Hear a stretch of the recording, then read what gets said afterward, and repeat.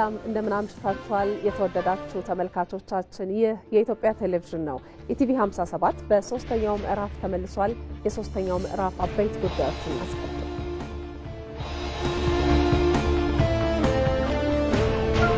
መገናኛ ብዙሃን የኢትዮጵያን ህብረ ብሔራዊ አንድነት የሚያጠናክሩና የህዝብን አንድነት የሚያሳዩ መሆን አለባቸው ሲሉ የህዝብ ተወካዮች ምክር ቤት አፈ ጉባኤ ታገሰ ጫፎ ተናገሩ።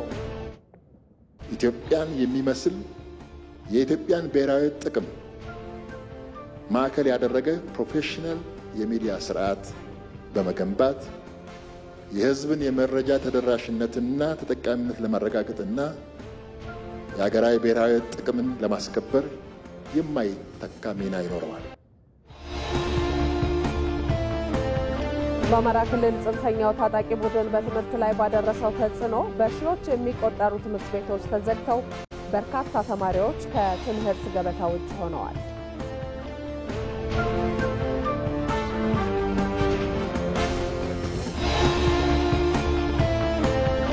የዓለም ገና ቡታጅራ የመንገድ ግንባታ በ14 ቢሊዮን ብር የመንግስት በጀት እየተከናወነ ነው።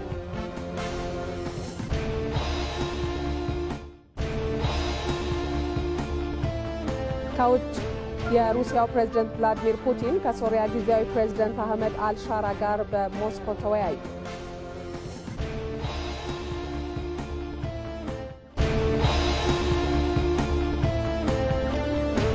ከቀናት በፊት ይፋ በሆነው የዓለም አትሌቲክስ የዓመቱ ኮከብ የትራክ ውድድር እጩዎች ውስጥ ኢትዮጵያውያን አትሌቶች አልተካተቱም። ከስፖርት የያዝነው አበይት ጉዳያችን ነው።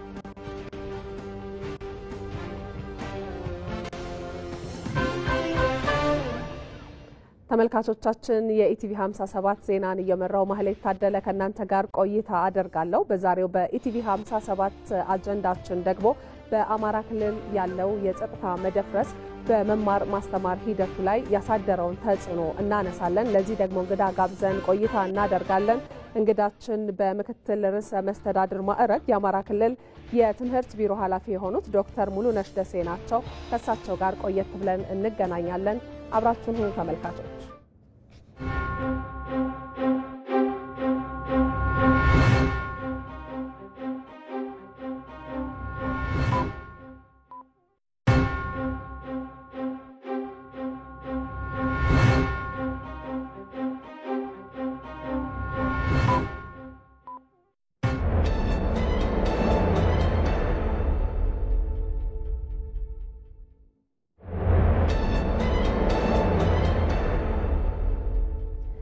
ወደ ኢቲቪ 57 የአጀንዳ ጉዳያችን ነው የምንሸጋገረው።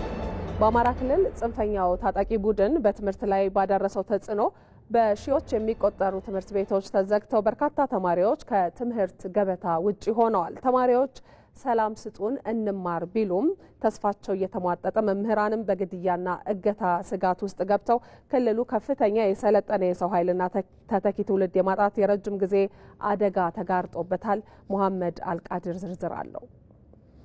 የትኛውም ተማሪ ወደ ትምህርት ቤት መሄድ የለበትም። ትምህርት ቤት የሚልክ ወላጅ ካለ እርምጃ እንወስዳለን የማለት ትውልድን የመግደል እነሱ ለአማራ እንታገላለን ይላል። ነገር ግን ነገ ሀገር ተረካቢ ማን እንደሆነ ራሱ እኔ እንጃ። በእኔ በኩል በጣም የሚያሳዝን ነው። በዚያ እባክዎ መምህር አልገባንም ያስረዱን ሲሉ ትህትና በሞላው ድምጻቸው የሚጠይቁ ተማሪዎች የሉም። ሰላም ስጡን እንማር ቢሉም የሰማቸው የለም። በአማራ ክልል የትምህርት ገበታቸው ላይ የሚገኙት ተማሪዎች ቁጥር 7.4 ሚሊዮን መሆን ነበረበት። የሆነው ግን ግማሽ ብቻ ነው። የክልሉ ትምህርት የደረሰበትን ከባድ ጠባሳ የሚያስረዳው ይህ እውነታ የትውልድን ዕድል በግጭት ረመጥ ውስጥ እንዲሆን አድርጎታል። በዚያ እባክዎ መምህር ብለው የሚያንኳኩ እጆች ነገን ለሀገርና ለቤተሰብ ተስፋ ለመሆን የሚጠይቁ ፊቶችም ዛሬ ጠፍተዋል። ሙሉ ለሙሉ ትምህርት ቤቶች ወደ ካምፕነት ተቀይረዋል። ጥቁር ሰሌዳዎች፣ ወንበሮች እየነደዱ ሌባም እየወሰዳቸው ነው ያለ። እኛ አማራ ክልል ባለመማር እንደገና የትውልድ ጄኔሬሽን እያሳጣነው ነው ያለ። በህፃናት በመማራቸው እኮ ማንም አካል የሚጎዳ የለም። በቃ ህፃናቶች በጣም እየተጎዱ ነው። በቃ ከትምህርት ከፖለቲካ ነፃ ነው። እባካችሁ ይህን ትውልድ እናሻግረው። በቃ በማስተማር ነው ነፃ ምን ሆነው ማንኛውም ነገር በመማር ነው። ጦርነት በአሁኑ ሰዓት ምንም የሚጠቅመው ነገር የለም። በመሰረቱ እንደኛ ወረዳ ትምህርት ከቆመበት 2 ዓመት አሳልፈናል። አሁን ደግሞ ለ3ኛ ዓመት ሊደግፈን ነው። ከፍተኛ ችግር የመጣብን የኛ ታጣቂ ኃይሉ አንደኛ የኛ ሰራተኞች መምህራኖች ወደ ትምህርት ቤት ገብተው እንዳይሰሩ የመደወል አልፎ ተርፎ ደግሞ ወደ ቤተሰቦቻቸውን ጭምር የማፈን ነገሮች ይታያሉ። ሚሊዮኖች ከትምህርት ውጪ ሆነዋል። በክልሉ ከሚጠበቀው አጠቃላይ ተማሪዎችም ከ60 በመቶ የሚበልጡት መማርን ተነፍገዋል። አሁናዊ የትምህርት ሁኔታችን በምንፈልገው ልክ አይደለም። 11,000 በላይ ትምህርት ቤቶች አሉ። በተማሪ ደረጃ ስናይ 7.4 ሚሊዮን ተማሪዎችን ነው ያቀድነው። 47.3% ተማሪዎችን መዝግበናል። 3.9 ሚሊዮን አካባቢ ተማሪ ይቀረናል ከእቅዳችን። ይሄን ለማድረግ የመጀመሪያ ባለድርሻው ብዙ የቀረበት አካባቢ አንጻራዊ በሰላም ችግር ያለበት ስለሆነ ህብረተሰቡ ለትምህርት ቦታ ሰጥቶ ትምህርት ቤቶቻችንን ሴፍ እንዲያደርግልን፣ መምህሮቻችንን እንዲጠብቅልን፣ ተማሪዎቻችንን ተንከባክቦ እንዲልክልን ጥሪ ማቅረብ አለብን። የሰላም እጦቱ በሸፈናቸው አካባቢዎች በርካታ ትምህርት ቤቶች ከመማር ማስተማር አገልግሎት ወጥተዋል። ይህ አሳዛኝ ሁኔታ የክልሉን የትምህርት እድገት ምጣኔ ከዜሮ በታች እንዲሆን አስገድዶታል። ይህም የሀገሪቱን የትውልድ ቅብብሎች የሚገታ ታላቅ ስብራት ነው። ተማሪዎች ወደ አስኳላ ያለመመለሳቸው ምክንያት ትምህርት ቤቶች በቀጥታ የጥቃት ሰለባ በመሆናቸው የመማሪያ ቁሳቁሶች፣ መጽሐፍት፣ ጠረጴዛዎች መቃጠላቸውና መዘረፋቸው የመማር ማስተማር ሂደቱ ዳግም እንዳይጀመር ዋና እንቅፋት ከመሆኑም ባልተናነሰ እንደ እሳት የሚፋጅ ሆኗል። በአማራ ክልል ታጣቂ ኃይሎችም ወይም ጥሰኛው አካልም ይሁን ከትምህርት ተቋማት ላይ ገለልተኛ ሆኖ ነፃ ሆኖ እዛ አካባቢ ላይ ድርሽም ሳይሉ እርቀው ህፃናት ነው ነገ አገር ቀይሮ አገር የሚረከቡ ትውልድ ናቸውና ለነዚህ ትውልዶች በከፍተኛ ሁኔታ አስተዋጽኦ ማድረግ መቻል አለባቸው እንጂ እነዚህን ማሳተፍ የለባቸው። በተለይ የክልሉ ምሁራን የሚባሉ በተለያዩ ሀገሮች ያሉ በውጭ ዓለም ያሉ ይህንን ጥንሰኛ ምን እየሰራ ነው የሚለው ልጆች ምን እያደረገ ነው ከትምህርት ሴክተሩ ጋር ያለው ግንኙነት ምን ይመስላል የሚለው በደንብ ማጥናት አለባቸው። በፋይናንስና በተለያዩ ነገሮች የሚደግፉ አሉ። ለአማራ ከሆነ መጀመሪያ ላይ የአማራ ልጅ እየገደለ መሆን የለበትም። መምህራን ለደህንነታቸው በመፍራት አካባቢያቸውን ለቀዋል። ትምህርትን ለማስጀመር የሚሞክሩ መምህራንም ኢላማ በመሆናቸው ከፍተኛ የስነ ልቦና ሽብርን ፈጥሮባቸዋል። ነሐሴ አካባቢ ላይ ትምህርት ቤቱ እነሱ አልነበሩበትም፣ ምዝገባ ጀመረ። ከሰዓት ግን እነሱ መጥተው ስንመዘግበት የነበረውን ወረቀት የመቅደድ እኛንም ደግሞ የማንገራገርና ከዚህ ካልወጣችሁ እርምጃ ይወሰድባችኋል በማለት ከምዝገባ ቦታችን ተመልሰን ወደ ከተማ የሄድንበት አግባብ ነው ያለ። ልጆች በጦርነትና በግፍ ውስጥም ሆነው ትምህርትን መከታተልና ማተኮርም አልተቻላቸውም። ሽፋናቸውን የህዝብ የሚል ታርጋ ለጥፈው ህዝብን ወደ ማያባራ ጎስቁልና እያንደረደሩ ያሉ በጎበዝ አለቅነት የዘረፋና የሽብር ተግባር ውስጥ ገብተው ህዝብን እያስጨነቀ ያለው ቡድን የሚማሩም የሚያስተምሩም ቅዱስ ስፍራ ላይ እንደተገኘ ውሻ እንዲወገሩ አድርገዋል። መምህራን እኮ ነው ሁሉ ነገር ነው እንዳል ሁሉ ማለት ነው። በቃ የሞተ መምህራን አለ እንዳዚህ ምን ክላስ ነው ሙሉስ ነገር ናቸው። ተማሪ ምን ወደ 20 ምናምን ተማሪ ገለለ ይወጣል። ከየትኛው አዛ ሽምብራም እዚህኛውም ሃይስኩልም አንድ ተማሪ ገለና ነው። አረ አባቱ ተማራ ነው ደግሞ የሚያሳዝኑ ነው። በአማራ ክልል የትምህርት መቆም የሚያስከትለው ውጤት የአንድ ዓመት ብቻ አይደለም። ይልቁንም ለዓመታት የሚዘልቅና ትውልዶችም ወደፊት በሀገሪቱ ልማት ላይ ሊያበረክቱት የሚችሉት አስተዋጽኦ በእጅጉ የሚቀንሰው ነው። በቀላሉ የማይጠፋ ኢኮኖሚያዊና ማህበራዊ ቀውስም ነው። ይህ ደግሞ የክልሉንና የሀገሪቱን እድገት ለረጅም ጊዜ የሚገታ የማይካስም ኪሳራን ይፈጥራል። በዚህ ሂደት ሴት ተማሪዎችን እናንሳ። ለግዳጅ ጋብቻ፣ ለጾታዊ ጥቃትና ለጉልበት ብዝበዛ ተጋልጠዋል። የትምህርት ተስፋ መጥፋት፣ የወጣትነት ተስፋ መጥፋት፣ የማህበራዊ ትስስር መደፍረስም በዚህ ግጭት የተፈጠሩ ናቸው።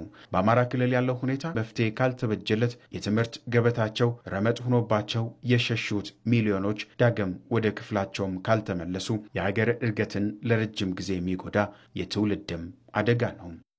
ተመልካቾቻችን በዚህ ጉዳይ ላይ ተጨማሪ ማብራሪያ እንዲሰጡን እንግዳ ጋብዘናል። እንግዳችን በምክትል ርዕሰ መስተዳድር ማዕረግ የአማራ ክልል የትምህርት ቢሮ ኃላፊ ዶክተር ሙሉነሽ ደሴ ናቸው። በቀጥታ መስመራችን ላይ ይገኛሉ። ከሳቸው ጋር አጠር ያለ ቆይታ እናደርጋለን። ዶክተር ለጊዜዎትም ለሚሰጡን ማብራሪያ አስቀድመን እናመሰግናለን። በአማራ ክልል ያለው የጸጥታ መደፍረስ ችግር በትምህርት ላይ የፈጠረው ከባድ ሁኔታ እንዳለ ይታወቃልና ይህ የትምህርት ዘርፉ ላይ የተፈጠረው ችግር እንዴት ይገለጻል? ምን መፍትሄስ እየተወሰደ ነው የሚለውን ሀሳብ እናንሳ አስቀድመን። አመሰግናለሁ። እኛም ጉዳያችንን በማንሳታችሁ እንግዲህ አማራ ክልል ላይ የተፈጠረው ችግር ብቻ ሳይሆን የትምህርት ስርዓታችን ላይ እንደ ሀገርም እንደ ክልልም ትልቅ ጫና እየደረሰበት የመጣው በተለይ ከኮቪድ በኋላ ጀምሮ የትምህርት ስርዓቱ የተቀመጠለትን አግባብ ተከትሎ እንዳይሄድ ብዙ ጫናዎች ነበሩ። ከዛም ቀጥሎ የሰሜኑ ጦርነት፣ ከሰሜኑ ጦርነት ሳናገግም ደግሞ የውስጥ ግጭቱ ያመጣው ጫና ከጎዳቸው ሴክተሮች መካከል የመጀመሪያው እና እጅግ በጣም የተጎዳው ሴክተር የትምህርት ሴክተሩ ነው።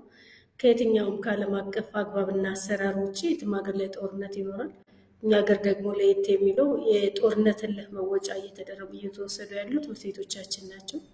አንድም ትምህርት ቤቶች ይወድማሉ፣ ሁለትም የህፃናት ስነ ልቦና ይጎዳል፣ የመምህራን ስነ ልቦና ይጎዳል፣ የወላጅ ስነ ልቦና ይጎዳል፣ የማህበረሰቡ አጠቃላይ ስነ ልቦና ይጎዳል። የዚህ ኢፌክት ደግሞ ውጤቱ በረጅም ጊዜ የሚገለጽና አዲሱ የአሁኑ ትውልድ ለሚቀጥለው የማህበራዊ፣ ፖለቲካዊ፣ ኢኮኖሚያዊ ተሳትፎ ራሱ እንዳያዘጋጅና ያቀደውን ያለመውን ግብ እንዳያሳካ የራሱ የሆነ ሰፊ ተጽዕኖ ያደረሰበትና በእጅጉ የተጎዳ ሴክተር ነው። ምናልባት ዶክተር በቀጣይ ከትምህርት ገበታ ውጭ የሆኑ በርካታ ህጻናት እንዳሉ ይታወቃሉ። በክልሉ ትምህርት ቤቶችም ስራ ያልጀመሩ ይኖራሉና ከዚህ አኳያ ትምህርት ቤቶች ወደ መማር ማስተማር ስራቸው እንዲመለሱ ተማሪዎችም ወደ ትምህርት ገበታቸው እንዲመጡ ለማድረግ እየተሰሩ ያሉ ስራዎች ምንድናቸው? ምን ጥረት እያደረጋችሁ ነው? አመሰግናለሁ። እንደተባለው ባለፈው አመት ወደ 4 ሚሊዮን አካባቢ ተማሪዎች ሳይመዘገቡ ነው የቀሩት በክልላችን።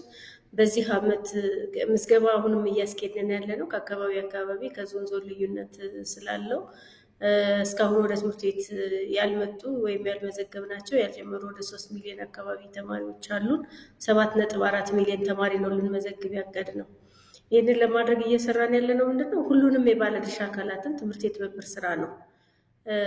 ሁሉም አጋር ናቸው፣ ባለድርሻ ናቸው የምንላቸውን አካላት ከመንግስት አካላት ጀምሮ የማህበረሰብ ክፍሎችን፣ መንግስታዊ ያልሆኑ ድርጅቶችን፣ የተለያዩ አደረጃጀቶችን፣ ሚዲያውን ጨምሮ በችግሩ አሳሳቢነትና ትምህርት ከማንኛውም የፖለቲካ አጀንዳ ማስፈጸሚያነት ነፃ እንደሆነ የትኛውም ትግል ቢኖር ሌላ የራሱ መልክና የራሱ መስመር እንዳለው የትምህርት ስርዓቱ ላይ መግባት ግን ነገን ትውልድን መጉዳት አገርን መጉዳት ስለሆነ ከዚህ ነፃ የሚሆንበትን መንገድ ለማስገንዘብ እኛም በመነችለው ሌሎች አጋር ድርጅቶችም ሲቪል ሶሳይቲ ኦርጋናይዜሽን ናቸው ማያዶችም ጭምር አግዘውን ግንዛቤ ለመፍጠር ጥረት እያደረግን ነው። እንደተባለው አሁን በክልላችን ካሉ ትምህርት ቤቶች ውስጥ እስከ ዛሬ ባለው 79% ከ8000 በላይ ትምህርት ቤቶች ትምህርት ጀምረዋል። ገና የሚቀሩ ደግሞ ከ2000 በላይ ትምህርት ቤቶች አሉ። እነዚህ ትምህርት ቤቶች ላይ አሁን ትልቁ ፈተና የሆነው አንዳንዶቹ ላይ ግጭት ያለባቸውም አሉ። ወጣ ገባ ብሎ ያው የሽምቅ ውጊያ ስለሆነ ፊት ለፊት ውጊያም ባለመሆኑ ምክንያት ወጣ ገባ የሚል ስላለ ወላጁ ደግሞ ልጆቹን ስጋት ስላለበት ያለ መላክ ዝንባሌዎች አሉ። እነዚህን ግንዛቤ እየፈጠርን ለሁሉም ማህበረሰብ የሚመጡበትን መንገድ እየፈጠርን ያለ ነው። ህዝባችንን በእጅግ እውነት ለመናገር ትግሉ ቶሎ የሚያልቅና የወራት የቀናት አድርጎ አስቦት ስለነበረ እንደዋዛ ነገ ይሳካላል ነገ እንደዚህ ይሆናል ሲል 2 ዓመታትን ስላስቆጠርን በዚህ አመት ትልቅ ቁጭት እየገጠመው ወይም እየታገለ ያለበት ሁኔታ አለ። እያገዘና ያለው ልጆቻችን መማር አለባቸው፣ ከዓለም ሊነጠሉ አይገባም። የፖለቲካ ፍላጎትና አጀንዳቸውን በራሳቸው መንገድ አስኬዱት። የኛ ልጆች አጀንዳቸው አይደለም፣ ጥያቄያቸው አይደለም። እነሱ በማያውቁት ፈተና ሊፈተኑ አይገባም የሚል ጥያቄ በየመድረኮቹ ያነሳል። እኛም ተከታታይ የሆነ የህዝብ መድረኮችን የህዝብ ውይይቶችን እናደርጋለን። ሚዲያውን በእጅጉ እያገዘና ያለው ሆፕፉሊ ለውጦች ይመጣሉ ብለን እናስባለን። መልካም ነው። እጅግ በጣም ነው የምናመሰግነው ዶክተር ሙሉነሽ ደሴ በምክትል ርዕሰ መስተዳድር ማዕረግ የአማራ ክልል የትምህርት ቢሮ ኃላፊ በቀጥታ መስመር ስለተገኙም ስለሰጡን ማብራሪያ መልካም ምሽት ይሁንልዎ። እኔም አመሰግናለሁ። እግዚአብሔር ይስጥልን። አመሰግናለሁ።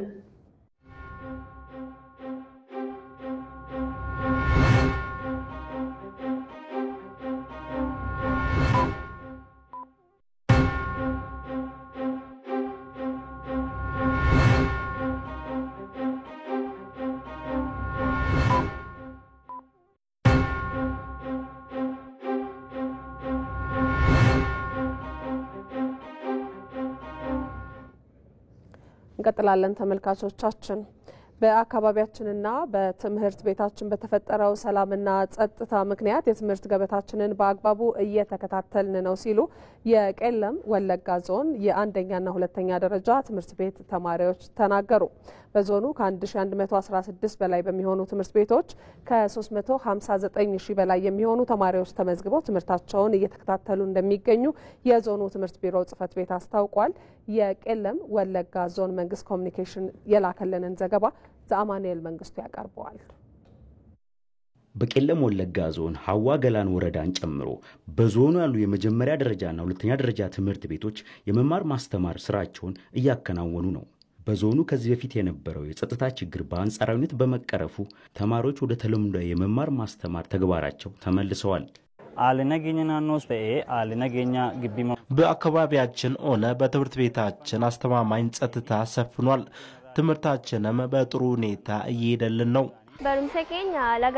ትምህርታችንን በጥሩ ሁኔታ እየተማርን ነው። ጸጥታውም የተጠበቀ ነው።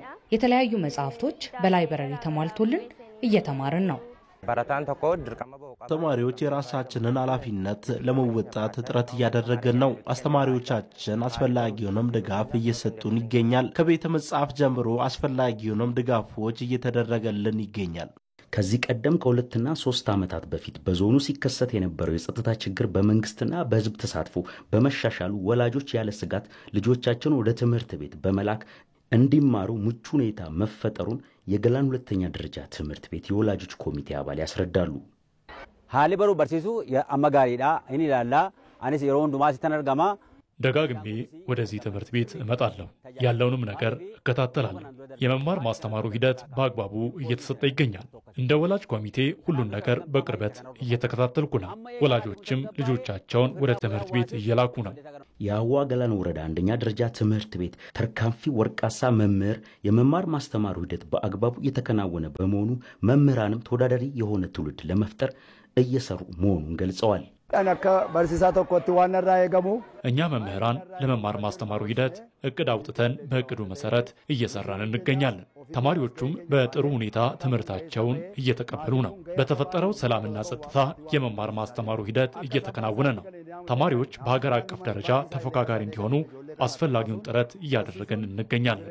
የቄለም ወለጋ ዞን ትምህርት ጽሕፈት ቤት ምክትል ኃላፊ ደጋጎ ኩመራ በዞኑ በሚገኙ 1116 ትምህርት ተቋማት ውስጥ በዚህ ዓመት ከ359 ሺህ በላይ ተማሪዎችን በመቀበል የመማር ማስተማሩ ስራው በአግባቡ እየተከናወነ ነው ብለዋል። በዞናችን ከ1116 ትምህርት ቤቶች በላይ አሉን። በእነዚህ ውስጥ ከ300 ሺህ በላይ የሚሆኑ ተማሪዎችን መዝግበናል። በዚህም የመማር ማስተማሩ ሂደት ጥሩ ላይ ነው። ለመማር ማስተማር የሚያግዙ ግብዓቶችን፣ መጽሐፍትን እንዲሁም የመማሪያ ቁሳቁሶችን ለማሟላት ተሰርቷል። ሰላሙን የመጠበቅና ተማሪዎቻችን ተረጋግተው እንዲማሩ የማድረግ ስራዎችም ተሰርተዋል። የተጀመረው የመማር ማስተማር ስራ ግቡን እንዲመታና የትምህርት ቤቶችን ሰላም ማስቀጠልና ማጠናከር እንዲቻል ከሁሉም የትምህርት ባለድርሻ አካላት ጋር እየተሰራ መሆኑንም ገልጸዋል። ዘገባው የቄለም ወለጋ ዞን ኮሚኒኬሽን ጽሕፈት ቤት ነው።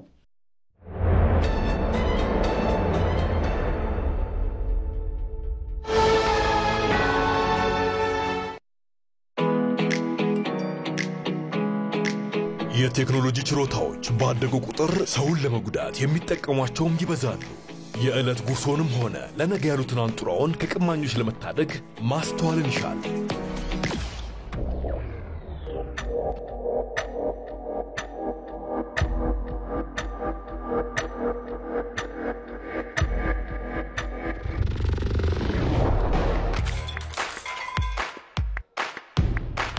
ማንኛውንም መተግበሪያ ከአፕ ስቶርና ከፕሌይ ስቶር ብቻ በማውረድ የተቀበሉት ብር አካውንት ውስጥ መግባቱን በማረጋገጥ አጠራጣሪ ማስፈንጠሪያዎችን ወይንም ሊንኮችን ባለመንካት ያልተረጋገጠ የማህበራዊ ሚዲያ ንግድ ላይ ባለመሳተፍና የሐሰት ማስታወቂያዎችን ባለማመን ራስዎን ከመጭበርበር ይታደጉ። የኢትዮጵያ ንግድ ባንክ ሁሌም የሚተማመኑበት ባንክ።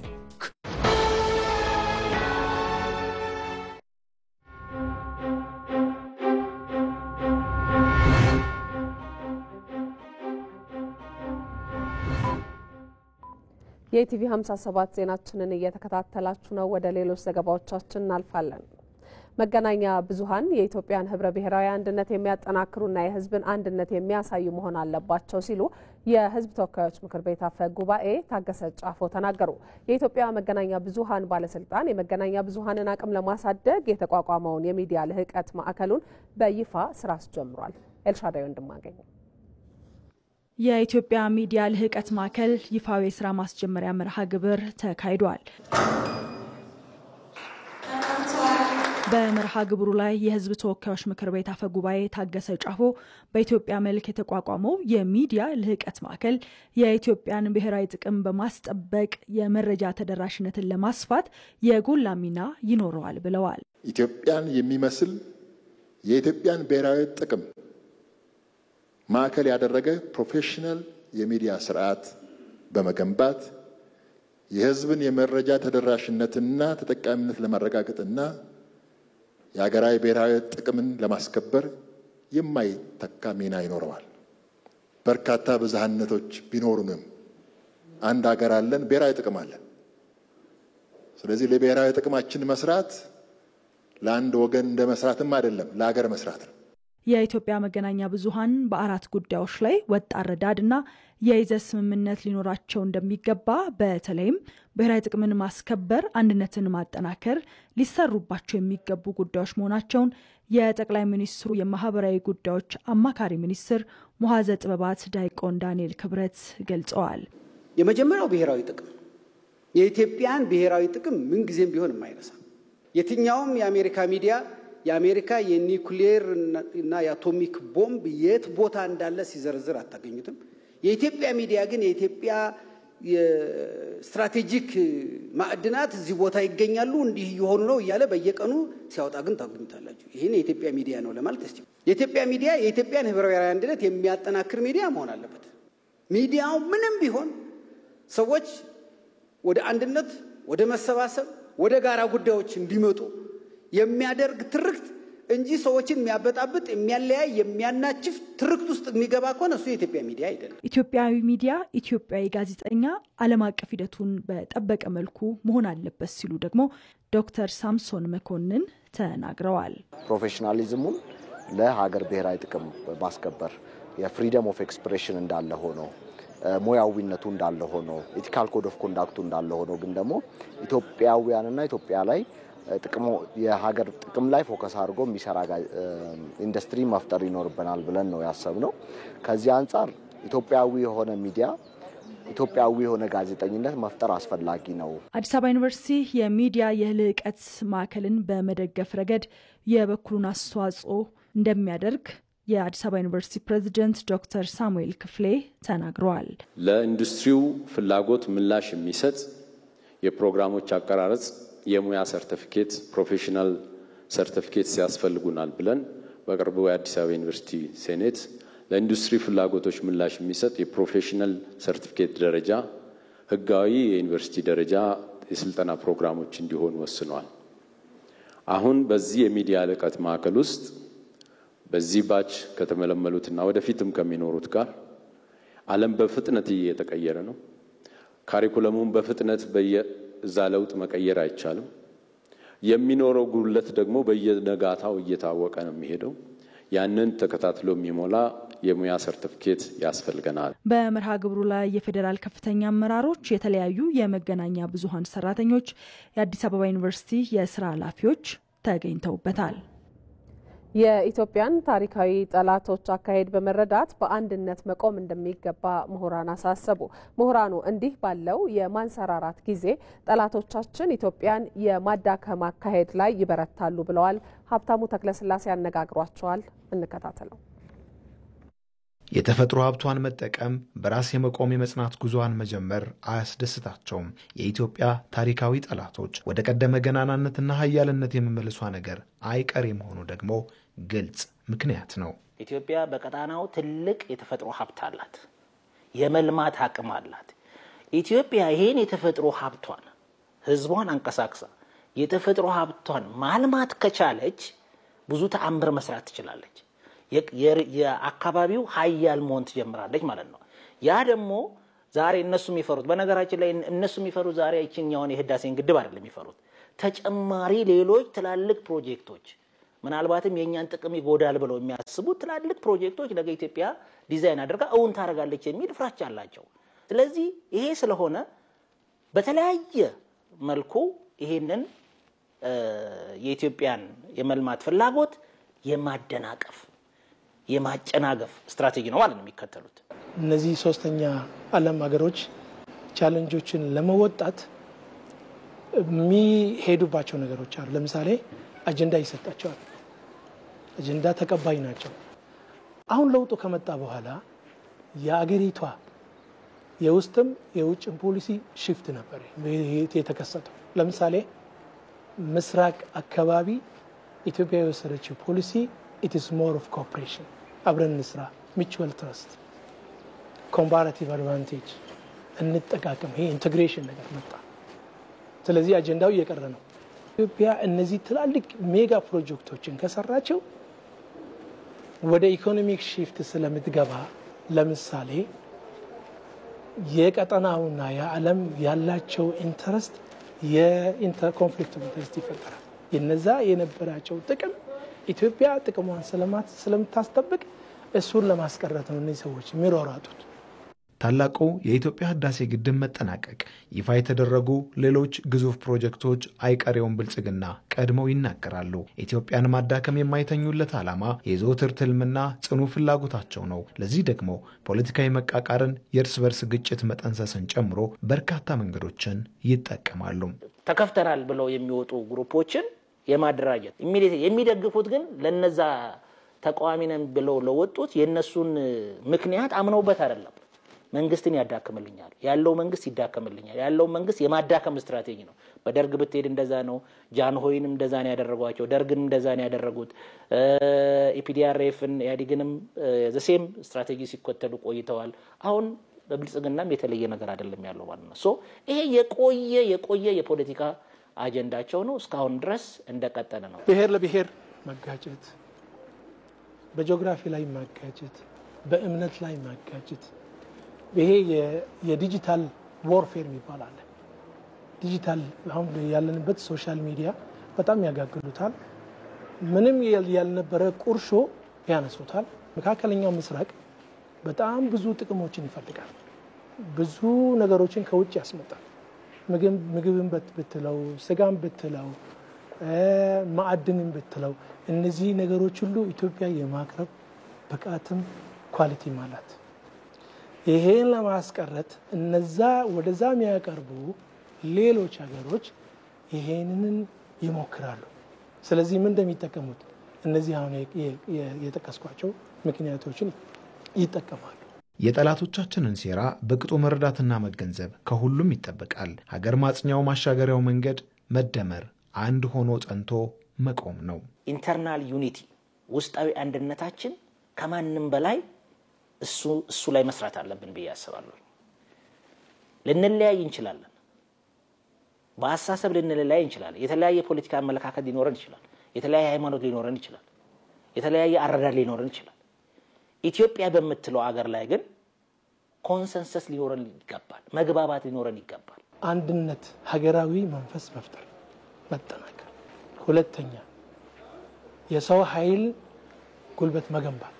ሶስተኛ ትክክለኛ የዲፕሎማሲ ስርዓትን መዘርጋት። ዲፕሎማሲ ነጋዴውም ሰራተኛውም ሌላው ሰው ስለ ኢትዮጵያ ሴል ማድረግ አለበት። የኢትዮጵያ ማንሰራራት በልጆቿ እንደተበሰረ ህልውና ድልና ስኬቷን መረጋገጡ በልጆቿ ነው። የመተባበር አብሮ የመቆም ውጤት እንዲሆን ተግቶ መስራት በእጅጉ ይጠበቃል። የህዳሴ ግድብ ለፍጻሜ መብቃት የዘመናት ቁጭትን የመለሰ እንደመሆኑ አሁንም ትውልዱ የመልማት ቁጭቱን በባህር በሩ ሊደግመው ይገባል ሲሉ የቀድሞ የባህር ኃይል አባላት ገለጹ። ኢትዮጵያ እያነሳች ያለችው የባህር በር ጥያቄ ለማደግ ካላት ፍላጎት የመነጨና አብሮ በማደግ ላይ የተመሰረተ ስለመሆኑም ተናግረዋል። ብሩክታይት ተገኝ ዝርዝር አላት። የባህር መስመሮች ለጉዞ ለንግድና ለወታደራዊ ዘመቻዎች ወሳኝ ሆነው አሁን ድረስ ዘልቀዋል። ለኢትዮጵያም ይህ መስመር ለዘመናት የንግድ የባህልና የስልጣኔ ደም ስር ሆኖ ቆይቷል። ኢትዮጵያ ምርቶቿን ወደ ዓለም ገበያ የምታደርስበትና ለሀገሪቱ የወጪ ንግድ ወሳኝ የሆኑ መሰረተ ልማቶችን ማስተናገጃም ነበር። የባህር ኃይል የቀድሞ አባል ማስተር ቺፍ ዘሪሁን ወይሳም ኢትዮጵያ በነበራት የባህር በር ከፍተኛ የኢኮኖሚ እንቅስቃሴ ታደርግ እንደነበር ያስታውሳሉ። በዛን ወቅት እንቅስቃሴው በጣም ደስ የሚል እንደው ወደቦች በሙሉ ሞልተው እንደገና ተጠባባቂዎች ባህር ላይ መልህቅ ጥለው የሚቆሙበት ለማውረድም ሆነ ለመጫን የተራዎች የሚበዙበት ሁሉ ጊዜ ቢዚ የሆነ ወደብ ነበር። በተለይ አሰብ በዛ በተጀመረው እንቅስቃሴ አሁን ያለው ቢታከልበት ጠንካራ ኢኮኖሚ የምትገነባ አገር እንደምትሆን ምንም ጥርጥር አልነበረውም በዛን ወቅት። ኢትዮጵያ አሁን እያነሳች ያለችው የባህር በር ይገባኛል ጥያቄም ወደብን ከማግኘት የዘለለ ሁለንተናዊ የመልማት ፍላጎትን ያነገበ ነው። ወደብን መጠቀምን ብቻ ሳይሆን የሴኩሪቲ የአገራችንን የኢትዮጵያን ሴኩሪቲ እንደምንጠብቅበትም ነው። ንግድ መርከቡ በእርግጥ ለኢኮኖሚያችን ትልቁ ሚና ይጫወታል። ግን ይሄኛው ደግሞ የሉዓላዊነት ጉዳይ ነው እንጂ ይሄ የንግድ መርከብ ብቻ መግቢያ መውጫ አይደለም። አለበለዚያ የጦር መርከብ ከሌለን የንግድ መርከቦቻችንን እኮ ማንም ሊፈትሸው ነው። የህዳሴ ግድብ ለፍጻሜ መብቃት የዘመናት ቁጭትን የመለሰ እንደመሆኑ አሁንም ትውልዱ የማደግ ቁጭቱን በባህር በሩ ሊደግም እንደሚገባ አንስተዋል። በትምህርት ቤትም ስለ ባህር በሮቻችን፣ ስለ መርከቦቻችን፣ ስለ ባህር ኃይላችን የመሳሰሉት ነገሮች ይሰጡ ነበር። ስለ ባህር አስፈላጊነትና ስለ ባህር በራችን፣ ስለ አሰብ፣ ስለ ምጽዋ የማያውቅ ሰው አልነበረም። ስለዚህ በቀጣይም ቢሆን በየትምህርት ቤቱ በካሪኩለሙ እነዚህ ነገሮች መግባት አለባቸው።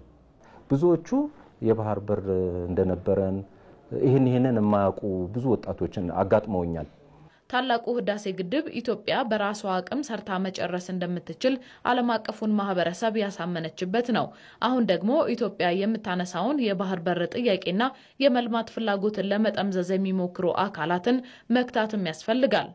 ብዙዎች የዓለም አቀፍ መድረኮች ላይ ኢትዮጵያ የባህር በር ማግኘት እንትኗ ያው ከፍታ አለው፣ አታገኝም የሚል አይደለም፣ ማግኘት አለባት። ተጀምሮ እስከሚያልቅ ድረስ የፈለገውን ያህል ጊዜ ሊፈጅ ይችላል። ጥንካሬን ነው ከአባይ መማር የሚቻለው። አባይ ያው እንደሚታወቀው በጣም ብዙ ፈተናዎች በተባበሩት መንግስታት የጸጥታው ምክር ቤት ከ15 ጊዜ ያላነሰ ስብሰባ የተደረገበት ጉዳይ ነው የአባይ ጉዳይ፣ የውሃ ጉዳይ እንግዲህ። ስለዚህ ይሄ በጣም ብዙ ትግል ተደርጎበት እዚህ ደረጃ የተደረሰበት ነው እና ይሄኛው ደግሞ ከዛ አንፃር ሲታይ የዓለም አቀፍ ህጉም ስለሚደግፈን ኢትዮጵያ ደግሞ ባላት ቀጠናዊ የሆነ ተደማጭነት ይሄንን ነገር ልንወጣው የምንችልበት ሁኔታ ነው የሚል አስተሳሰብ ነው ያለኝ።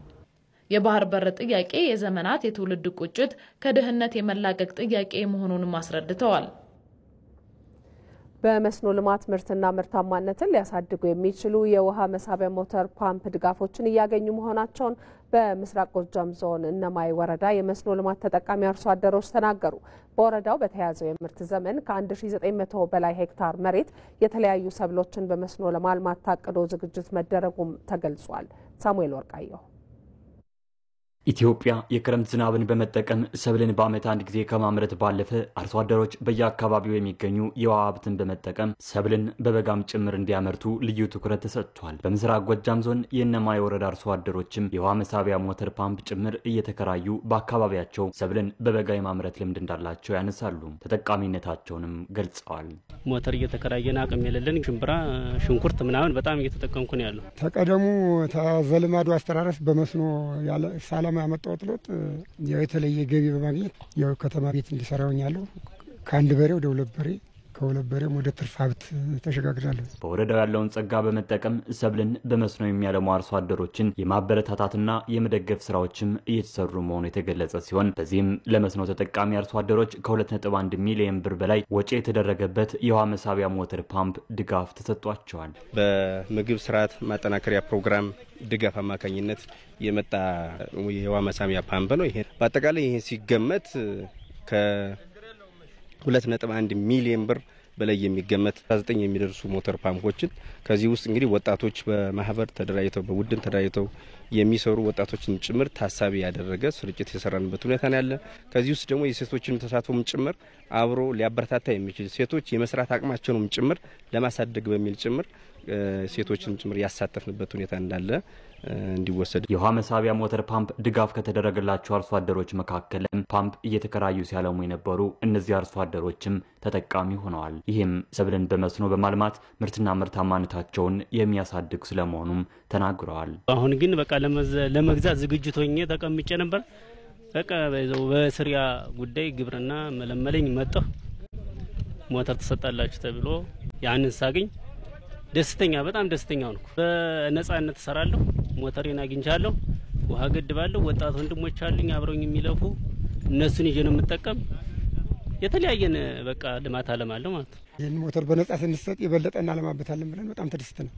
ያው በቴክኖሎጂ ታግዘን ምርጥ ዘር በማዳበሪያ ስንዴ በመዝራት የተሻለ ውጤት እናመጣለን ብለን እናስባለን። በዚህ ሞተር በወረዳው ለመስኖ ልማት ልዩ ትኩረት መሰጠቱን የሚናገሩት የእነማይ ወረዳ ግብርና ጽሕፈት ቤት ኃላፊ አማረ ጀንበሩ በተያዘው የምርት ዘመንም 1905 ሄክታር መሬት በመስኖ ለማልማት መታቀዱን ተናግረዋል። ለዚህም ቅድመ ዝግጅት ተደርጓል ብለዋል። አጠቃላይ እንግዲህ በወረዳችን መስኖ እናለማለን ብለን ያሰብነው 1905 ሄክታር እቅድ በእቅድ ደረጃ ይዘናል። ይህንን ከጠቅላላ ባለሙያው ጋር የእቅድ ኦሪየንቴሽንና የአፈጻጸም ግምገማ ማካሄድን በቀጣይ ለመፈጸም ጥረት እያደረግን ያለንበት ሁኔታ ነው ያለ። ከዚህ ውስጥ 72% የሚሆነው ወይም ደግሞ 1390 ሄክታር የሚደርሰውን የበጋ መስኖ ስንዴ ለመዝራት ቅድመ ዝግጅት እያደረግን ያለንበት ሁኔታ ነው ያለ ማለት ነው። የውሃ መሳቢያ ሞተር ፓምፕን ጨምሮ ለአርሶ አደሮች የሚደረጉ ድጋፎችም ተጠናክረው ይቀጥላሉ ተብሏል። የዓለም ገና ቡታጅራ የመንገድ ግንባታ በ14 ቢሊዮን ብር በጀት እየተከናወነ ነው። የቡታጅራ ከተማ ነዋሪዎች ፕሮጀክቱ የአካባቢውን ኢኮኖሚና ማህበራዊ እንቅስቃሴ ለማጠናከር ከፍተኛ ጠቀሜታ አለው ብለዋል። አባዲ ወይናይ ዝርዝር አለው። የዓለም ገና ቡታጅራ የመንገድ ግንባታ ፕሮጀክት እየተከናወነ ይገኛል።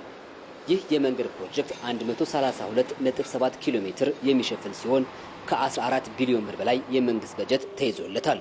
በሀገር በቀል ተቋራጭ እየተከናወነ ያለው ፕሮጀክቱ አሁን ላይ ስራዎች በስፋት እየተከናወኑ ነው። በኢትዮጵያ መንገዶች አስተዳደር የቡታጅራ ፕሮጀክት ማኔጅመንት ጽህፈት ቤት ስራ አስኪያጅ ኢንጂነር ኤፍሬም አበራ መንገዱ በተሻለ ጥራት እየተሰራ ይገኛል ብለዋል። ከዚህ ቀደም የነበረው መንገድ ኦልሞስት ለ20 ምናምን ዓመታት ያገለገለ መንገድ ነው። በከፍተኛ ሁኔታ ተጎድቶም የነበረ መንገድ ነው። ስታንዳርዱም ዝቅተኛ የነበረ ነው። ይህ አዲሱ መንገድ ግን ስታንዳርዱን ከፍ አድርጎ የመጣ መንገድ ነው። በቀጣይ መንገዱ ተሰርቶ ሲያልቅ ከዚህ በፊት ከ4 ሰዓት እስከ 4 ተኩል ይፈጅ የነበረውን የመንገድ ሰዓት አሁን ወደ 1 ተኩል እና ከዛ ባነሰ ሰዓት የሚፈጅ ይሆናል ማለት ነው። የመንገዱ ፕሮጀክት ስራ አስኪያጅ ኢንጂነር ኃይሉ ካሳዬ የመንገዱ ስራ በተቀመጠለት የጊዜ ሰሌዳ ለማጠናቀቅ እየተሰራ መሆኑን ተናግረዋል። ከዓለም ገና ቡታጅራ የሰርቬይንግ ስራ ነው ትልቁን ስራ ሰርተናል። የዲዛይን ስራ ሰርተናል። ወደ ማጠናቀቁ ደረጃ ደርሰናል። አሁን ስራ ከጀመርን ጀምሮ እቺ ቡታጅራ ከተማ ውስጥ የቆረጣ ስራ ጀምረናል። የውሃ ማፈሰሻ ቱቦችን መቅበር ጀምረናል እና የሙሌ ስራ ጀምረናል። የቡታጅራ ከተማ ነዋሪዎች ፕሮጀክቱ የአካባቢውን የግብርናና ቱሪዝም ዘርፍን ለማነቃቃት ጨምሮ በርካታ ኢኮኖሚያዊ ጠቀሜታዎች አለው ብለዋል። የዓለም ገና ቡታጅራ መንገድ በመጀመሩ እጅግ እኔ ብቻ ሳይሆን እንደ ማህበረሰብ ዳግመኛ መወለድ እንደሆነና ለከተማዋ ትልቅ አሁን የደረሰችበትን ደረጃ ትልቅ አስተዋጽኦ ሊያደርግ የሚችልና ከተማዋ ካላት ፖቴንሻል አንጻር ይሄ የሚገባት ነው። ይሄ ትልቁ በር የምርት ፍጆታዎች ወጪ በማይበዛበት ወጪ በቀነሰ ባጭር ሰዓት ሊደርስ በሚወስድ መንገድ እየተሰራ ነው። የዓለም ገና ቡታጅራ የመንገድ ፕሮጀክት በሚያዝያ ወር 2017 ዓ.ም የተጀመረ ሲሆን በ4 ዓመታት ውስጥ ይጠናቀቃል ተብሎ ይጠበቃል። ወደ ውጭ ዜናችን እናልፋለን። ፕሬዝዳንት ቭላዲሚር ፑቲን ከሶሪያ ፕሬዝዳንት አህመድ አልሻራ ጋር በሞስኮ ተወያዩ። የሩሲያው ፕሬዝዳንት ቭላዲሚር ፑቲንና የሶሪያ ጊዜያዊ ፕሬዝዳንት አህመድ አልሻራ በክሬምሊን ውይይት አድርገዋል። ሁለቱ ወገኖች በውይይታቸው በሀገራቱ የሁለትዮሽ ግንኙነትና በሶሪያ የሚገኙ የሩሲያ ጦር ሰፈሮች ጉዳይ ላይ መምከራቸው ተገልጿል። ፕሬዝዳንት ቭላዲሚር ፑቲን በሁለቱ ሀገራት መካከል የረጅም ዘመናት ወዳጅነት እንዳለ አንስተው በአልሻራ የሚመሩት ኃይሎች በሶሪያ ድል መቀዳጀታቸው ለሀገሪቱና ለሕዝቡ ስኬት መሆኑን ገልጸዋል። ፕሬዝዳንት አህመድ አልሻራ አዲሱ የሶሪያ መንግስት ከሩሲያ ጋር ያለውን ታሪካዊ ግንኙነት ማደስ እንደሚፈልግ ተናግረዋል። የሩሲያ ፕሬዝዳንት ቃል አቀባይ ዲሚትሪ ፔስኮቭ በዛሬው ዕለት በሁለቱ መሪዎች መካከል የተደረገው ውይይት ለሩሲያና ሶሪያ ግንኙነት ወሳኝ ምዕራፍ መሆኑን መጥቀሳቸውን የዘገበው ቢቢሲ ነው። በመጨረሻም ወደ ስፖርት ዘገባችን እናልፋለን። ተመልካቾች በዓለም አትሌቲክስ የዓመቱ ኮከብ አትሌቶች ሽልማት ኢትዮጵያውያን የጎላ የአሸናፊነት ታሪክ የላቸውም። ከቀናት በፊት ይፋ በተደረገው የትራክ ውድድር እጩዎች መካከልም አልተካተቱም። የኢትዮጵያውያን አትሌቶች የዚህ መድረክ ተሳትፎ ምን ይመስላል ሲል እድሪስ አህመድ ተከታዩን ዘገባ አሰናድቷል። እንከታተለው። የዓለም አትሌቲክስ በየ2 ዓመቱ እንደሚያሰናዳው ታላቅ የውድድር መድረክ ሁሉ ኮከቦችንም በየዓመቱ ከሌሎች ልቀው ተገኝተዋል ብሎ እውቅና መስጠት ከጀመረ 4 አስርት ዓመታት ሊደፍን 2 ብቻ ቀርተዋል። በዘመናት መካከል በየሚወዳደሩበት የውድድር መስክ አሸናፊነት የቀናቸው፣ ስኬት ለእነርሱ የተዘነበለላቸው፣ የድል መንገዳቸው እጅን በአፍ የሚያስጭን ነበር የተባሉ ኮከቦች ታይተዋል።